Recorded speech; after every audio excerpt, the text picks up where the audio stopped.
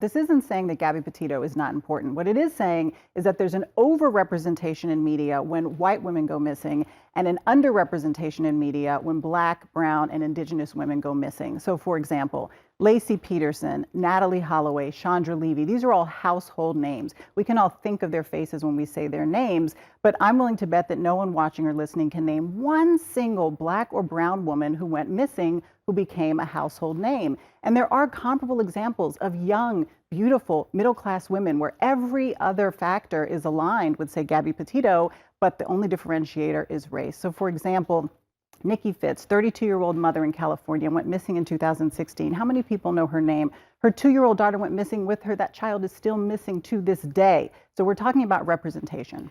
And this isn't just, I mean, you might look at media coverage, or a layperson might look at media coverage and say, okay, well, those are the stories that get blown up and that get covered.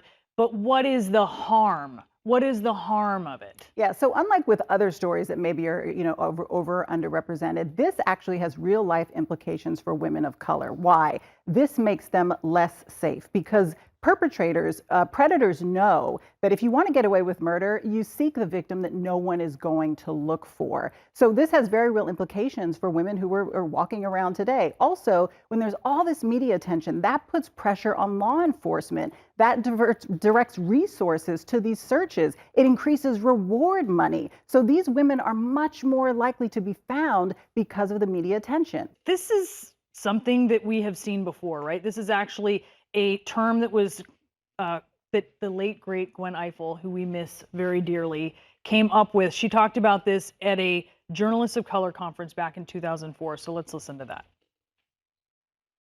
I think at the time when '94 in Rwanda, we were looking at Nancy Kerrigan and Tanya Harding and Wayne Bobbitt. Everybody knows what happened to Bobbitt. I call it the missing white woman syndrome.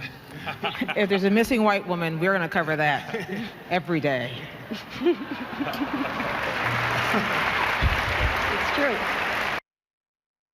What's changed? Yeah, nothing has changed since then. And, we miss Gwen Ifill because she was a truth teller. She told the truth. I have covered tons of crime, and I can spot a quote unquote perfect victim from a mile away. I could have told you that this Gabby Petitio story was going to blow up because we all know who gets attention. We all know who gets coverage. That has to change. Imagine the men, women, and children in the community where Gabby Petitio went missing who know that for the last 10 years, more than 700 indigenous people have gone missing and nobody has said a word. And one missing white woman turns up in their backyard and the world pays attention. That is insulting.